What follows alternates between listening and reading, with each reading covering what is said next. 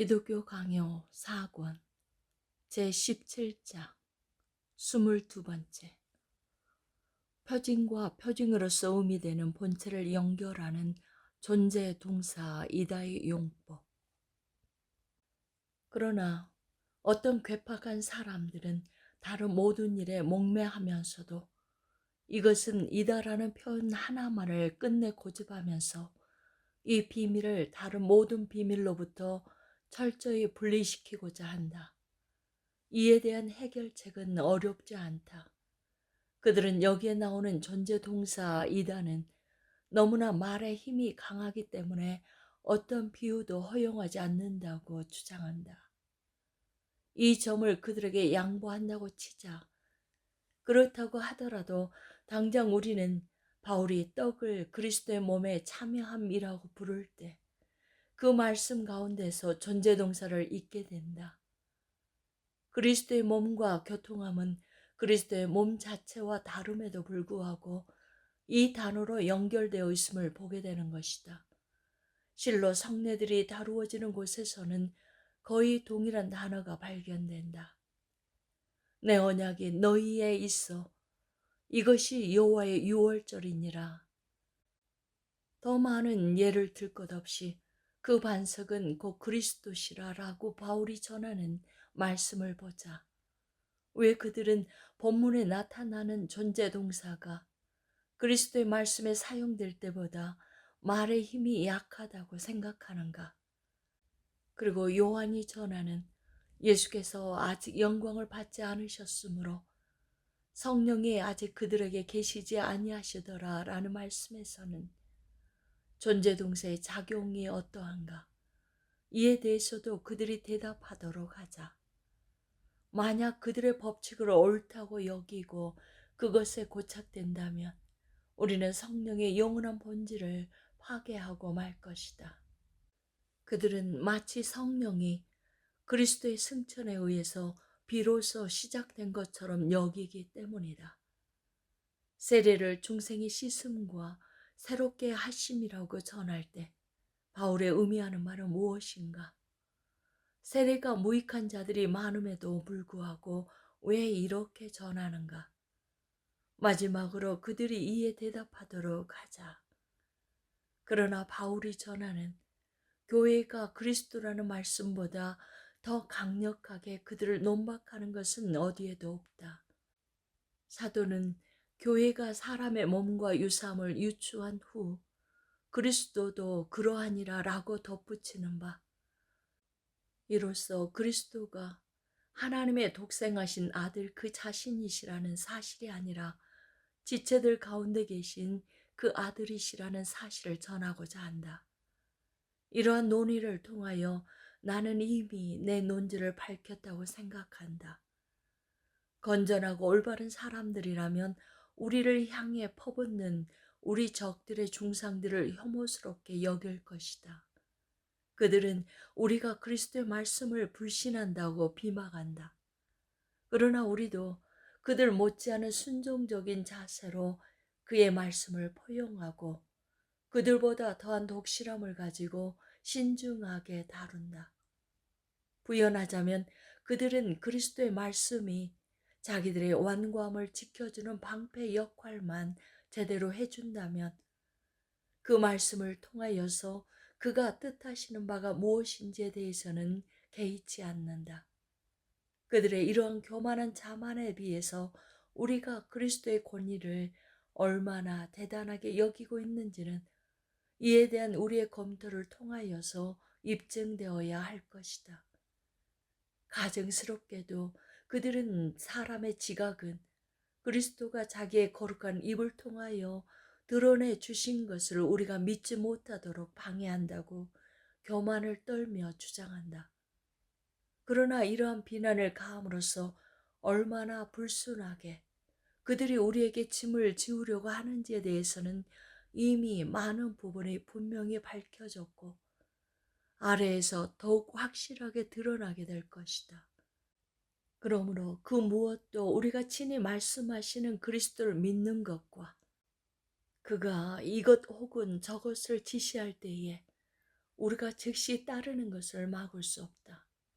그렇기 때문에 마지막까지 남아있는 한 가지는 그 진정한 뜻에 대해서 묻는 것이 합법적인가 하는 질문이다.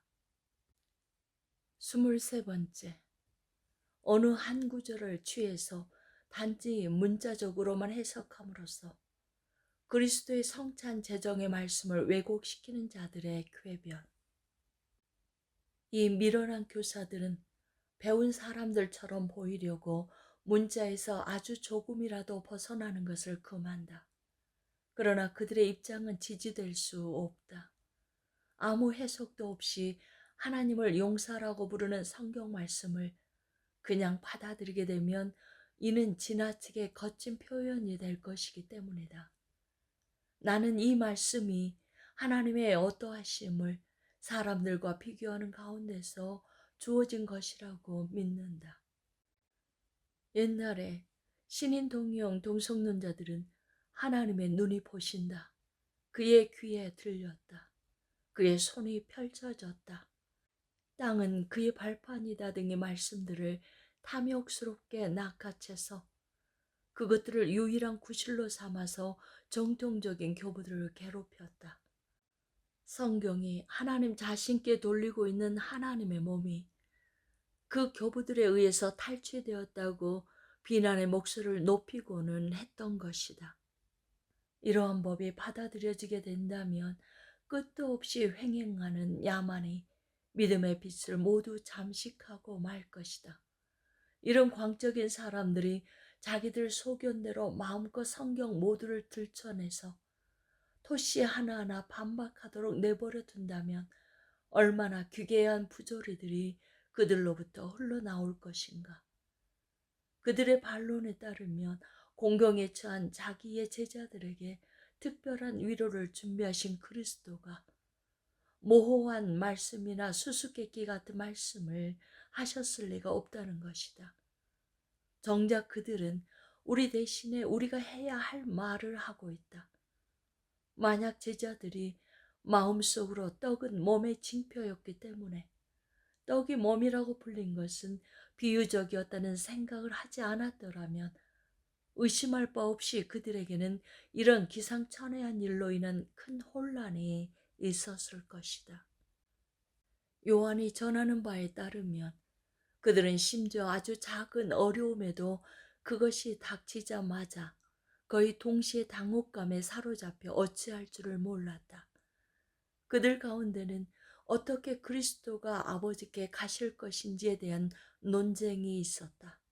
그들은 어떻게 그가 세상을 떠나실 것인지에 대해서 질문했다. 그들은 하늘의 아버지에 대해서 들은 것을 그가 볼 때까지는 하나도 이해하지 못하였다. 그렇다면 어떻게 그들은 그리스도가 그들의 시선이 미치는 곳에 앉아 계시면서도 보이지 않으신 분으로서 떡 아래에 둘러싸여 계시다는 모든 이성이 거부하는 사실을 믿을 수 있을 만큼 준비되었다고 할 수 있겠는가? 떡을 아무 의심 없이 먹음으로써 그들은 자기들의 이에 동의함을 스스로 입증한다. 이로보건대 그들이 그리스도의 말씀을 우리가 이해하듯이 이해하고 있었음이 분명하다. 그들 역시 의미된 본체 이름이 표징에 옮겨진다는 성례들에 있어서 당연시 되는 생각을 했다. 이는 우리에게와 다를 바 없이 주님의 제자들에게도 확실하고 분명한 어떤 수수께끼에도 휘말리지 않은 위로였다. 어떤 사람들이 우리의 해석을 받아들이지 않고 뒷걸음질 치는 유일한 이유는 그들이 마귀의 주문에 걸려서 눈이 먼 상태로 어둠의 수수께끼를 만들어내는 데 있다. 그러나 주님이 주신 놀라운 형상에 대한 우리의 해석은 너무나 명백하므로 이런 식의 암종 모색이 필요가 없다. 나아가 만약 우리가 말씀을 쪼개어서 하나하나 있는 그대로 문자적으로 보기를 고집한다면 그리스도가 떡에 대해서 말씀하신 것과 잔에 대해서 말씀하신 것은 서로 일관성이 없다고 해야 할 것이다.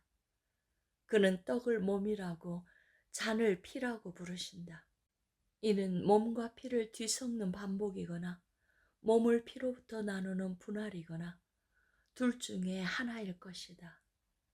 더구나 떡에 대해서 이것이 내 몸이다 라고 하신 말씀을 잔에도 사용할 수 있을 것이며 떡을 피라고 바꾸어서 말할 수도 있을 것이다.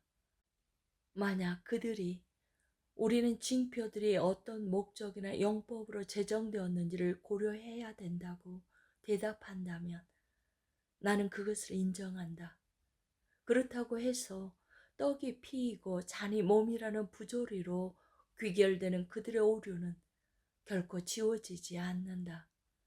그들은 떡과 잔은 서로 다른 것들이지만 하나를 말하기 위해서 다른 하나가 고유하게 아무 형상 없이 사용된다는 점을 인정하지만 무슨 뜻으로 그렇게 하는지 나는 알 수 없다. 이는 마치 옷은 사람과 다른 무엇이지만 사람이라고 고유하게 칭해진다고 말하는 것과 같다. 그들은 승리가 자기들의 완고함과 조롱에 있는 것처럼 의기양양해서 그리스도가 하신 말씀에 대해서 어떤 해석을 추구하는 것은 그를 거짓말하는 자로 정죄하는 것이라고 말한다. 한 구절을 꼬집어서 취한 후 자기들의 궤변을 만들어내는 이러한 자들은 단순한 사람들에게 그것을 불어넣으면서 우리가 그리스도의 말씀에 대한 믿음을 흩뜨린다며 거짓말을 일삼고 있지만 그들이 얼마나 사악하며 사람들의 마음을 혼란시키는지를 나의 독자들은 어려움 없이 발견하게 될 것이다. 우리는 지금까지 충실하고 올바른 해석을 통하여 이를 입증했다. 24번째, 우리는 성찬에 있어서 그리스도의 살과 피가 그 본성과 실제를 지닌 가운데서 우리 영혼의 양식이 된다는 사실을 부인할 만큼 사람의 이성에 왜곡되게 얽매이지 않음.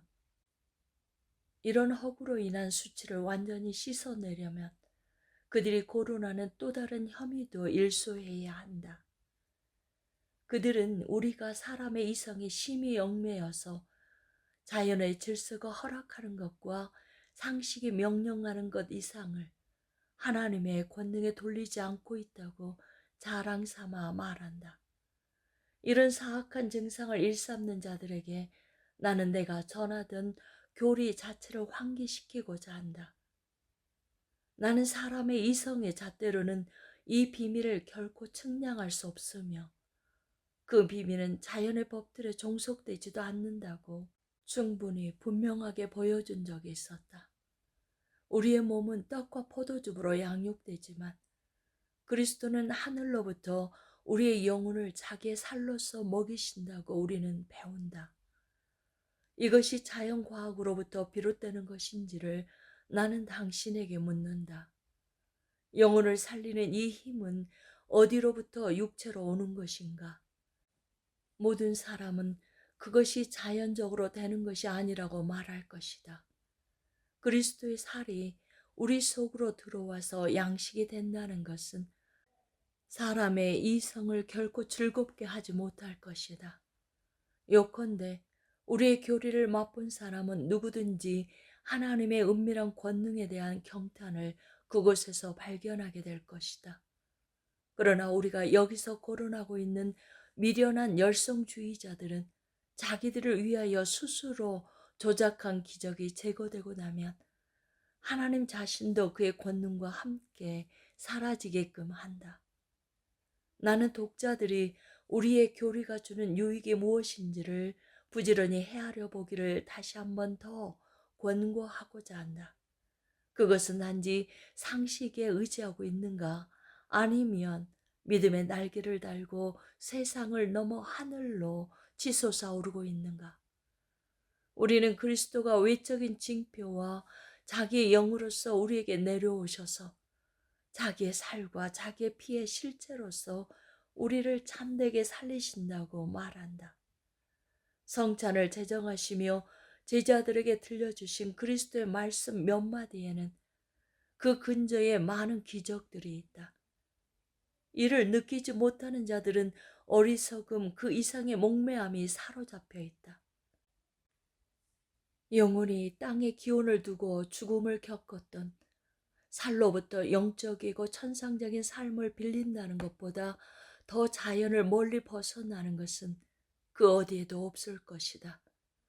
또한 그 먼 하늘과 땅 사이의 공간 전체를 사이에 두고 서로 나누어져 떨어져 있는 두 본체가 그 먼 거리를 가로질러 결합될 뿐만 아니라 하나로 연합되기까지 하여 영혼들이 그리스도의 살로부터 양식을 얻게 된다는 것보다 더 믿을 수 없는 것은 아무데도 없을 것이다.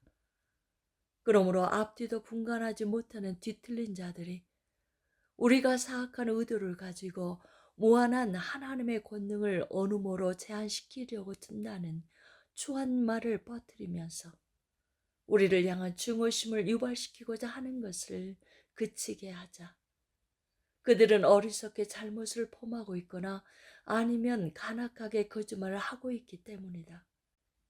여기에서 우리는 하나님이 하실 수 있었던 것이 아니라 하려고 원하셨던 것에 대해서 질문을 던진다. 단언컨대 그를 기쁘시게 한 것이 이루어졌기 때문이다. 그리스도는 모든 일에 있어서 형제들과 똑같으셨으나 다만 죄는 없으셨다. 하나님은 이를 기뻐하셨다. 우리 육체의 본성은 어떠한가? 그것은 그 자체의 확실한 부피를 갖고 존재하고 장소에 제한되며 만져지며 보이는 것이 아닌가? 그럼에도 불구하고 그들은 묻는다. 왜 하나님은 동일한 육체로 하여금 많고 다양한 장소들을 차지하게 하심으로써 어느 곳에도 제한되지 않고 어느 방식과 요양으로도 구애받지 않게 하지 않으시는가? 미친 자여, 당신은 하나님께 무엇인가를 요구해서 그가 자기의 권능으로 육체를 육체로 만드시는 동시에 육체가 아닌 것으로 만드시게 하려고 하는가? 이는 마치 그가 빛을 동시에 빛과 어두움으로 만드시도록 주장하는 것과 같다. 그러나 그는 빛이 빛이기를 어둠이 어둠이기를 육체가 육체이기를 원하신다. 실로 그는 자기가 원하실 때는 어두움을 빛으로 빛을 어두움으로 변화시키신다. 그러나 당신이 빛과 어두움은 다르지 않다고 강요할 때 그것은 하나님의 지혜의 질서를 왜곡시키는 것 외에 무엇이겠는가? 따라서 육체는 육체이어야 하며 영은 영이어야 한다. 각각 하나님에 의해서 창조된 법과 조건에 따라야 한다. 참으로 육체의 조건은 하나의 확실한 장소에 존재하고 그 규모에 따라서 존재하며 그 양식으로 존재하는 데 있다. 그리스도는 이 조건 가운데서 육체를 입으셨다. 그럼에도 불구하고 아우구스티누스가 증인이 되듯이 그것에 부패하지 않음과 영광을 부여하셨다. 그러나 그것으로부터 그것의 본성과 실제를 벗겨내지는 않으셨다.